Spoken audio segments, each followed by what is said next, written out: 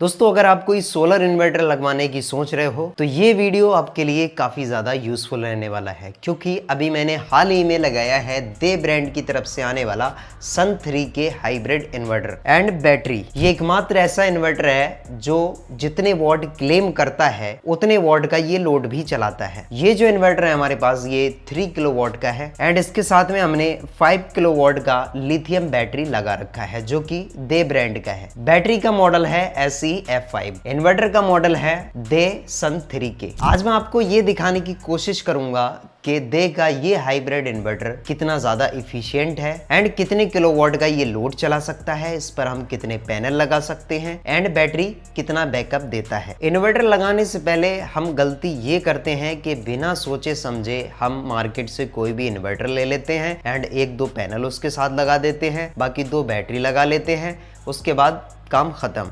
अब ये नहीं देखते कि इन्वर्टर की टेक्नोलॉजी क्या है, क्योंकि ये जो टेक्नोलॉजी है ये लेटेस्ट टेक्नोलॉजी है, ये ट्रांसफॉर्मर लेस इन्वर्टर है एंड अभी तक जो हम इन्वर्टर यूज कर रहे थे वो ट्रांसफॉर्मर वाले इन्वर्टर थे। ट्रांसफॉर्मर लेस में टेक्नोलॉजी क्या होती है, ये ज्यादा इफिशियंट होता है, पावर कम लॉस होती है एंड सोलर पैनल से ये फुल पावर लेता है। पहले जो इन्वर्टर मैं यूज कर रहा था UTL का हीलिएक 3550 वेरिएंट, ये इन्वर्टर PWM टेक्नोलॉजी के साथ आता है। इस पर हमने लगभग 48 वोल्ट के 4 पैनल लगा रखे थे, इसके अलावा 2 हमने बैटरी लगा रखी थी। इसमें 24 वोल्ट का ये इन्वर्टर था। ये इन्वर्टर मैक्सिमम लगभग 1800 वॉट तक का लोड घर का चला देता था, लेकिन इसमें मेरे को काफी ज्यादा दिक्कत आती थी। अगर मुझे कभी AC चलाना है तो AC क्या काम करता है, बैटरी को लो कर देता था इस इन्वर्टर की एंड ये सोलर पैनल से पीक पावर नहीं ले पाता था। तो इससे हमारी जो है सोलर पैनल की जो पावर थी वो कहीं ना कहीं लॉस हो रही थी, क्योंकि ये PWM था। बट ये जो इन्वर्टर है ये MPPT टेक्नोलॉजी पर काम करता है। डुअल MPPT इन्वर्टर है ये। इसमें भाई स्ट्रिंग्स होती हैं ये लगी हुई, इसमें आप सीरीज में 550 वॉट के 8 पैनल लगा सकते हो। ये लगभग हो जाते हैं मैक्सिमम 400 वोल्ट तक। अच्छा, ये जो इन्वर्टर है ये किस तरीके से काम करता है, जैसे कि मान लो दिन का टाइम है, ग्रिड सप्लाई आपके घर में आ रही है, तो ये क्या काम करेगा, ऑफ कर देगा, यानी कि ग्रिड से करंट लेना बंद कर देगा एंड ये सोलर पर डिपेंड हो जाएगा। ये मैक्सिमम पावर लेगा सोलर की एंड दूसरा बैटरी भी ये चार्ज करता रहेगा। अगर दिन का टाइम है तो ये घर का लोड जो है वो सोलर से चलाएगा, ग्रिड सप्लाई को बंद कर देगा एंड बैटरी को चार्ज करेगा एंड उसको सेव रखेगा। दूसरा शाम का टाइम हो गया, ग्रिड सप्लाई भी आ रही है, तो ये ग्रिड से घर के लोड को चलाएगा। बैटरी को ये लास्ट में यूज करता है, जब सोलर भी ना हो ग्रिड भी ना हो उसके बाद ये बैटरी का यूज करता है। तो ये टेक्नोलॉजी काफी ज्यादा जबरदस्त है। और दूसरा ये ट्रांसफॉर्मर लेस है एंड कंपनी क्लेम करती है कि ये 97% इफिशियंट है। अच्छा, बातें बहुत सारी हो गई, अब मैं आपको सीधा लोड चला के दिखा देता हूं कि ये इन्वर्टर कितना लोड चला सकता है। अब फ्रेंड इसमें एक टच स्क्रीन भी दिया गया है, ठीक है। जैसे कि आप इस पर टैप करोगे तो कुछ इस तरीके से आप इसको कंट्रोल भी कर पाओगे। अब यहाँ पर क्या क्या शो करता है, सोलर पैनल से जो प्रोडक्शन हो रहा है वो 1.13 किलोवाट हो रहा है, जिससे ये घर का लोड भी चला रहा है एंड बैटरी को भी चार्ज कर रहा है। बैटरी हमारा 100% चार्ज हो गया है एंड घर में जो लोड चल रहा है वो 1.07 किलोवाट चल रहा है। ग्रिड सप्लाई हमारे घर में अभी नहीं आ रही है, तो देख लो भाई कुछ इस तरीके से ये वर्क कर रहा है। अच्छा, मैंने इसमें 6 पैनल सीरीज में लगा रखे हैं जो कि 550 वॉट के हैं। लगभग 3 किलोवाट सिस्टम मैंने घर में लगा रखा है। अब आप सोचते हो कि ये 1 किलोवाट प्रोडक्शन क्यों कर रहा है जब 3 किलोवाट हमने लगा रखा है, क्योंकि हम अभी बिजली को बेच नहीं रहे गवर्नमेंट को। इस इन्वर्टर के थ्रू बिजली को भी बेच सकते हो आप, ये भी मैं क्लियर कर देता हूँ, बट अभी हम बेच नहीं रहे हैं, जिससे हमारी जो पावर है वो घर में चल रही है 1.08 किलोवाट। बैटरी हमारी फुल चार्ज है, तो इसने क्या किया, ऑटोमेटिक सोलर से आने वाले करंट को रोक दिया, यानी कि जितना आप घर में यूज करोगे बिजली का उस हिसाब से ये सोलर से पावर को लेगा। जैसे कि मान लो अभी हमारे घर में 1 किलोवाट का लोड चल रहा है और मैं जानकारी के लिए आपको ये भी बता दूं कि मैंने एक AC इस पर रन करवाया हुआ है। अभी के टाइम में AC हमारा चल रहा है और 24 घंटे वो एसी हमारा चलता रहता है। तो हम इस पर कितने एसी चला सकते हैं ये भी मैं टेस्ट करने वाला हूँ। एक एसी ऑलरेडी चल रहा है, अभी मैं 2 एसी इस पर आपको और चला के दिखाता हूँ।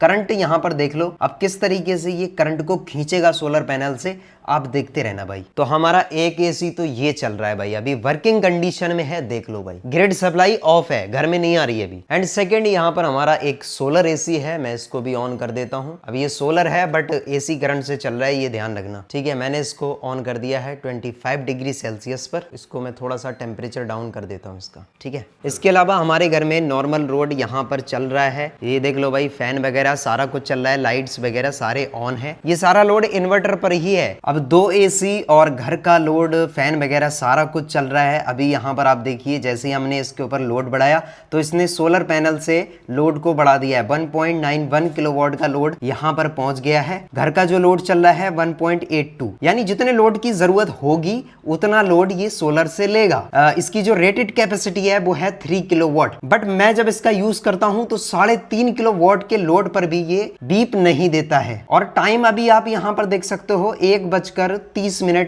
का टाइम है दोपहर का, ठीक है। जो अच्छी जनरेशन होती है वो 10 से 12 के बीच में होती है, बट 2 बजने वाले हैं लेकिन अभी भी 2 किलोवाट की पावर ये हमको दे रहा है। तो चलो भाई एक एसी और ऑन करता हूं मैं। तो चलिए गाइज अब ऑन करते हैं थर्ड एसी जो कि है LG का। अब इसकी जो स्टार्टिंग है वो 1700 वाट से है लगभग मैक्सिमम, बट मैं इसको कन्वर्ट करके चलाऊंगा। अगर मैं इसको 1700 वाट पर चला दूंगा हो सकता है कि हमारा इन्वर्टर बीप दे जाए, 4.5 किलोवाट से ऊपर लोड चला जाए, बट यहां मैं इसको करूंगा कन्वर्ट, ठीक है। ये चीज मैं पहले ही क्लियर कर रहा हूं। इसको मैं चलाता हूं 60% पावर पर, ठीक है। मैंने पावर सेव कर दिया है। अभी मैं इनके कंप्रेसर आपको दिखाता हूं। इस वीडियो में कोई झोलझाल नहीं है, सारा कुछ मैं आपको रियल दिखा रहा हूं। अब देख लो गाइस, एक कंप्रेसर ये हमारा स्टार्ट हो चुका है। मैं इसकी आवाज सुना दूं आपको। अब सेकंड ये कंप्रेसर भी स्टार्ट हो चुका है, आवाज सुन लो भाई, ठीक है। एंड तीसरे नंबर पर ये वाला कंप्रेसर भी हमारा स्टार्ट हो चुका है, देख लो भाई,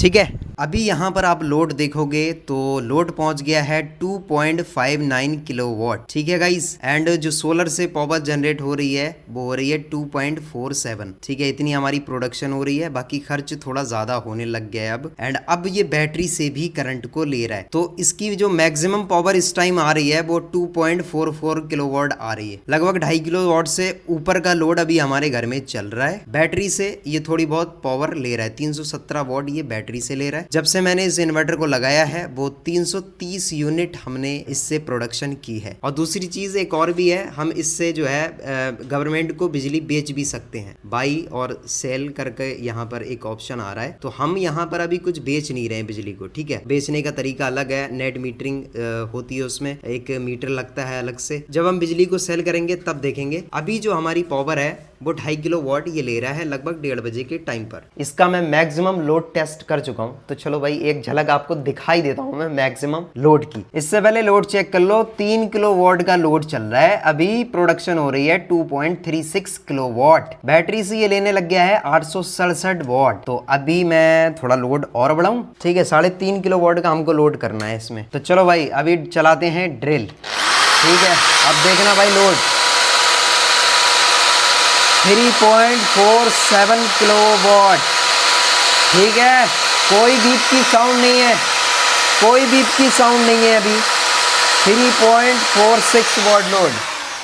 चलो भाई अब लोड थोड़ा सा और बढ़ाना ही पड़ेगा। मैं एसी को फुल पावर पर कर देता हूं, जिसको मैंने कन्वर्ट कर रखा है। तो चलिए गाइज अभी मैंने इसको हाई कूल पर सेट कर दिया है। अब देखना भाई इसका कमाल। तो अभी यहाँ पर देख लो कोई भी झोलझाल नहीं है। सबसे पहले इस कमरे में आओ, एसी चल रही है 23 पर चल रही है, कूलिंग हो रही है जबरदस्त। इसके अलावा सेकंड कमरे में आप देखो, इधर भी एसी चल रही है हाई कूल पर। और तीसरा एसी चल रहा है हमारे स्टूडियो में, टेम्परेचर है 21 डिग्री सेल्सियस, ठीक है। कंप्रेसर रुकने वाला नहीं है इतने टेम्परेचर पर। ओ भाई साहब 4 किलोवाट का लोड देखो भाई। ओ जैसे ही 4 किलोवाट का लोड पहुंचा है इसने अलार्म दे दिया है एंड यहाँ पर आ गया है एसी ओवरलोड फॉल्ट। 4 किलोवाट पर जाकर भाई ये ओवरलोड कर रहा है। अब 3 किलोवाट की रेटेड कैपेसिटी है बट ये 4 किलोवाट पर ओवरलोड कर रहा है। बैटरी हमारा लगभग 3% गिर गया है। हमने इतनी देर टेस्टिंग की है, काफी देर भाई, लगभग 10-15 मिनट हो गए, 3% ही गिरा है। कोई दिक्कत वाली बात नहीं है। बैटरी बैकअप काफी ज्यादा बढ़िया है। अच्छा बैटरी बैकअप के बारे में एक चीज और बता दूं आपको कि अगर आप इस बैटरी पर अगर 1 किलो वॉट का यूज